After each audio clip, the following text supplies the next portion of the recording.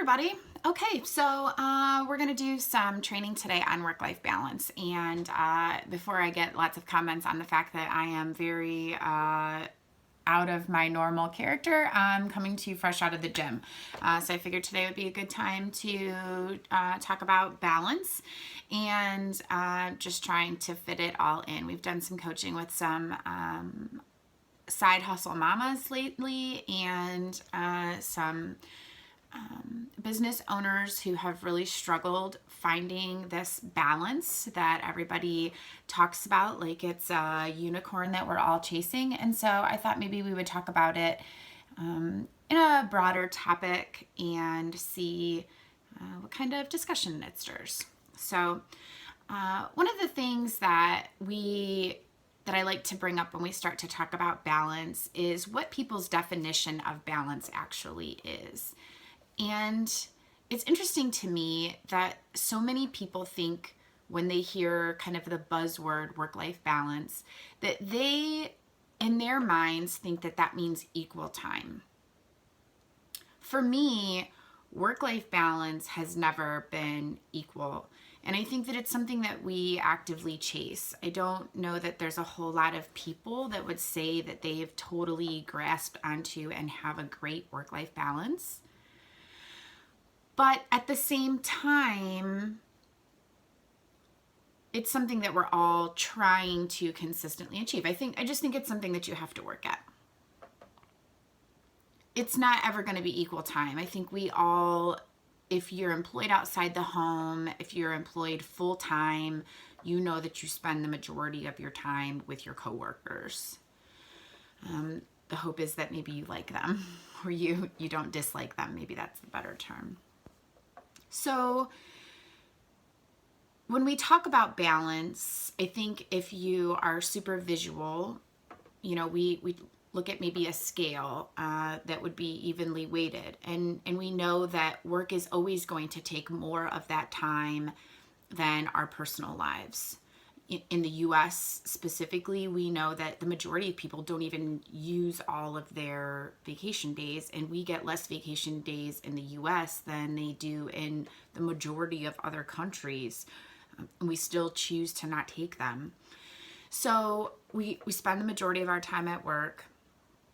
But I think that there's two criteria if we ask ourselves that is a good determination as to whether we feel balanced.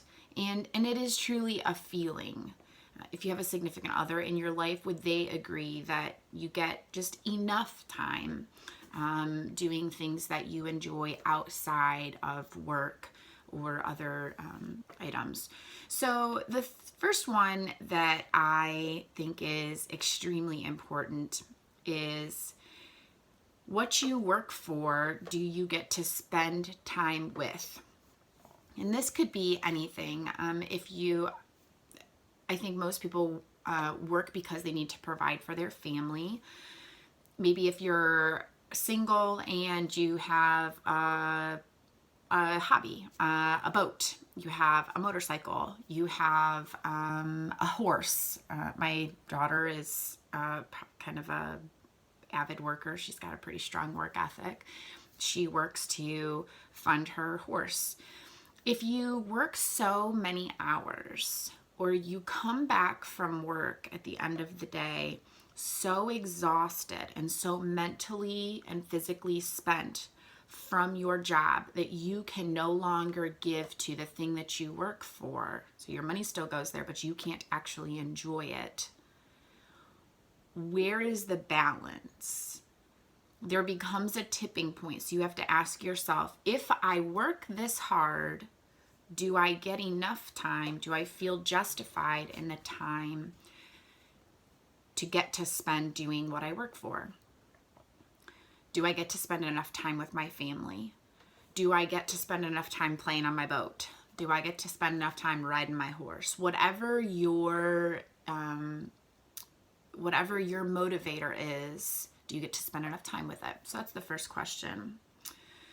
The second question, and this one you have to really think about, and we'll talk about this, but if you don't, do you create enough downtime to allow yourself to be creative in what you do.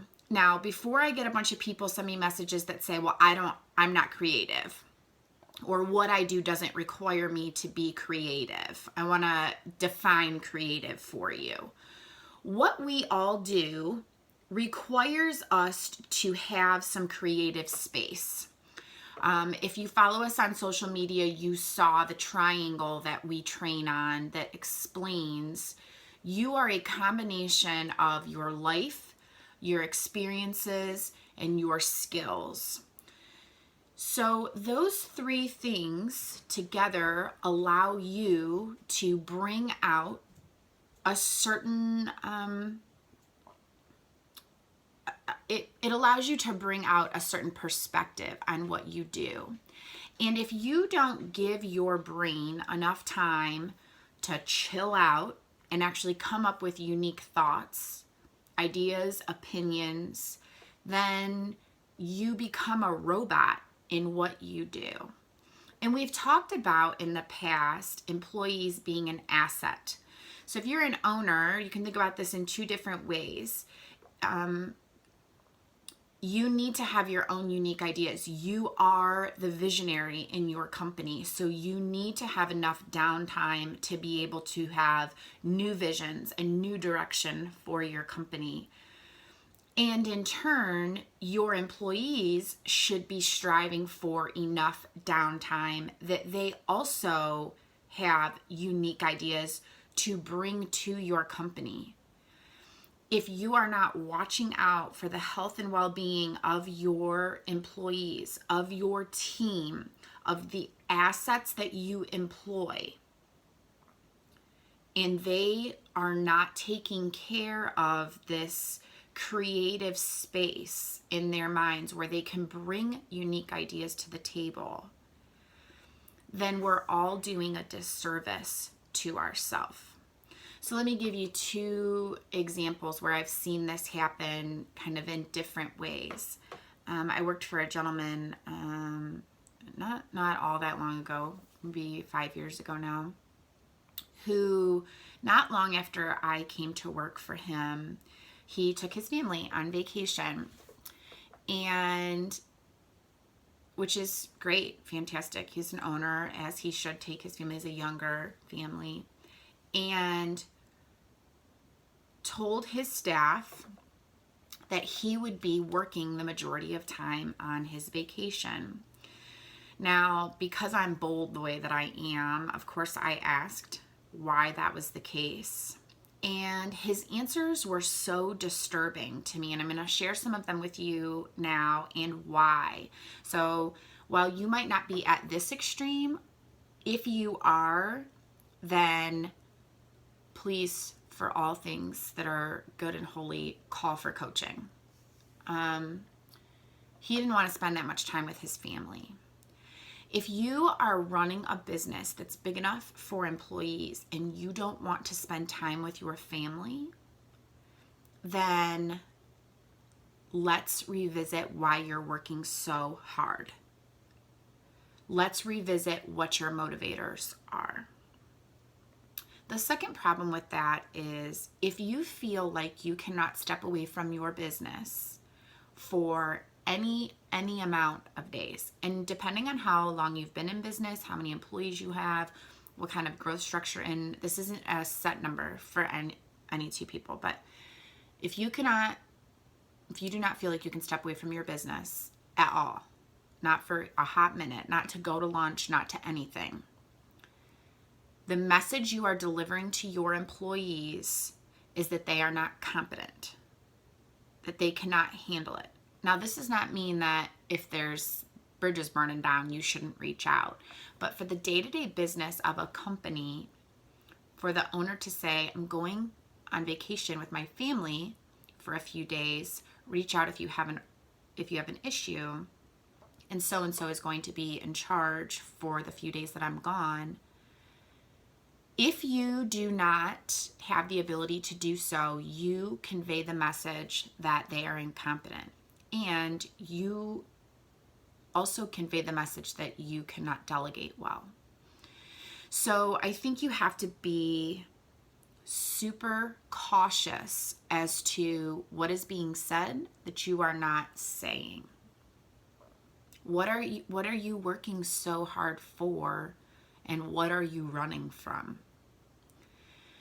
The other example that I have for you is an entrepreneur that I coached for a while, booming business, growing faster than he could get his hands wrapped around it, and exhausted. And I think that for those of us who have grasped onto a career that is going gangbusters, we love it, or maybe we don't love it, but it's going well. Maybe we're making money that is enough for our family or more. The financial justification is there. Or if we've started a business that's going well. For entrepreneurs, and specifically in this case, this gentleman had left a job that he was doing well in, had a side hustle that had turned into something more, and he left the corporate world to start his own business. He was exhausted, and for him, he lost sight of what he was working so hard for. So by the time he reached out to me and said, I need help, his goal ended up being to go home and have dinner with his family 2 days a week, and 1 day a week to have lunch with his wife. And that, under no circumstances, is that equal time. For those of us who have grown businesses, started them and grown businesses, we know that working late nights is inevitable.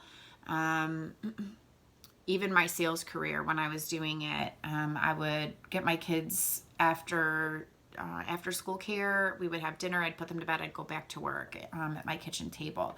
So it's not a matter of not working the hours. It's a matter of finding the amount of time that's important to your family and spending those hours so that you aren't missing out with your kids. So that your spouse feels like they still do have a place, not only in your family, but for this gentleman specifically, incorporating lunch with his wife once a week meant that they could talk about business without the kids being around. That their marriage was more valuable than his business. It also meant a little bit of reprieve. Now, if you don't have a significant other in your life, then, lunch with your mentor or lunch with a friend, whatever that looks like, you need to be able to stop your business brain and let it relax. My business brain can turn on in a heartbeat. My business brain, whatever my dad taught me when I was younger, I can turn it on in a heartbeat. I have to work consciously to turn it off.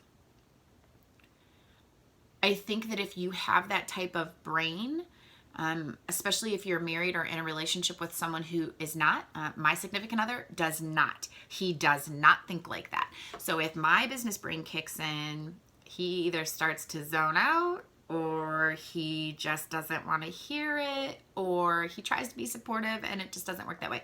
So you have to kind of, you have to give yourself the space to not do work.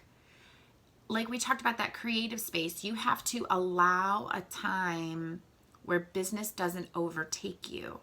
We don't all, some of us do, we go to work because we love it, but we don't live to work. We live because we have this life that we really kind of wanted to cultivate.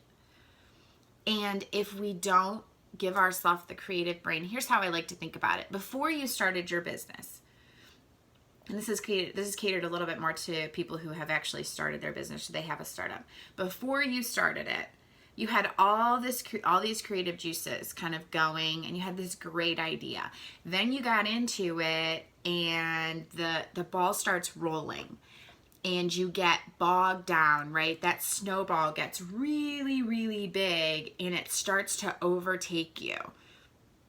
Then what time do you take to step out from in front of the snowball and think, okay, I need to be creative again for just a little bit before the snowball takes over, so that I can manage that snowball, so that the snowball stays on track Am I still on my creative course? Am I still doing all the things that I envisioned before I got stuck on the inside nitty-gritty of my business? Because you had all those creative juices flowing before all of the accounting and logistics and all of the little things that maybe a visionary isn't quite great at, or maybe you're great at and you just get caught in the minutia. There's two lanes. There's the work in your business and the work on your business. The on your business is the creative space. Gotta have it. I would hedge bets that even if you aren't in an ownership or a management or a visionary role, you still have that creative space. It might not be in business. You know, for some of us, it's working out. For some of us, it actually is an art. It's music. It's playing with your kids. It's whatever that is. If you're working for somebody else, you still have to be able to have fresh ideas for your clients. It's back to that triangle. Your life experiences, your skills, and your abilities give you that unique personality to be able to offer things to the people around you. You can't become the robot, because the robot is where you can be replaced. So that, I think, is where the scale starts to even out, and where you can decide you've given back to your work life. Not so much an even amount of time, but an even amount of mental capacity, maybe, is the better thought process when we start talking about work-life balance. So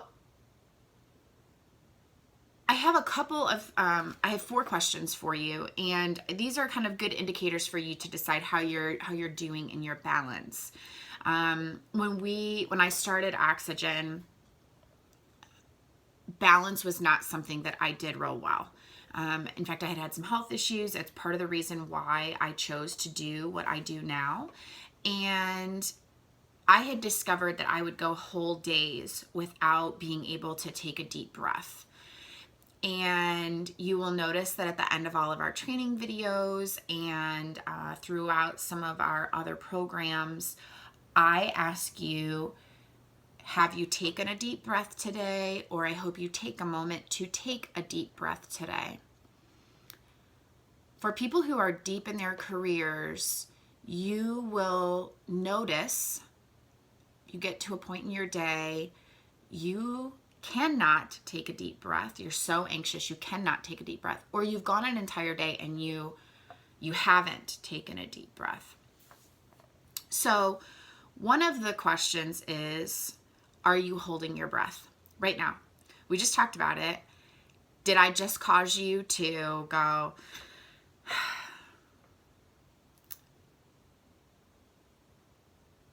it's crazy, isn't it? You've probably heard this one before. Do you notice that your shoulders throughout your day creep closer and closer to your ears? I have crazy tight traps. It's one of the reasons why I became a runner the way that I did.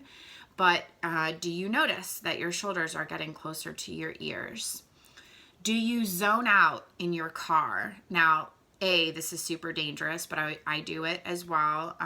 When you're driving from one place to another, whether it be to work or home from work, or if you're a road warrior, are you just listening to the GPS and all of a sudden you get someplace and you're like, oh my God, how did I even get here? And the last one is, if you are a parent, maybe you have animals at home, you're a dog, mom or dad, do your kids frustrate you more quickly than normal? So are your shoulders getting closer to your ears? Are you driving someplace you zone out quickly? Do your kids frustrate you more quickly? And do you notice that you've been holding your breath? If you say yes to any of those questions, I would challenge you that the balance in your life may be a little off. And that's not to say that you need to run off and fix it, or, maybe if you have some vacation days, that might not be a bad place to start. However, that probably is a good indicator that you need to go back to those other two questions in regards to how much creative space do you give yourself to have unique thoughts about either your personal life or your professional life. And trust me, we get it. That's not always a comfortable conversation to either have with ourselves or to have with someone else. And whatever you work for, wherever you see a lot of your paycheck going, do you get to spend time with that thing? And again, if those two answers are no, then it's probably time to start considering what that scale, how far out of balance that scale is. And you are not, that is not atypical. You are not, the norm is that it is out of balance. The question is, how close can we get you to feeling a little bit more in balance, so that you're not working for nothing, so that what you're putting out in the world is a feeling of adequacy, not inadequacy, both for others around you and for yourself. Kind of like the story that I told you of the guy that I was working for that went on vacation and not only made his family feel like he didn't want to be there, but his employees, that they were incompetent. I don't know that there's anybody walking around in the world other than this gentleman who wants everyone around him to feel like they can't, without him, they can't function, or that he doesn't actually want to be around them. It's his choice. That's not ever a feeling I think that too many people strive for. So I'm going to leave you with one final thought. And I heard this, I actually like this quote, but it escapes me more often than it should. I heard it again the other day. Nelson Mandela said, "It always seems impossible until it's done." And I think that this is so relevant here because we all think, oh, work-life balance, that'd be great, maybe someday. But it's not someday, it's now.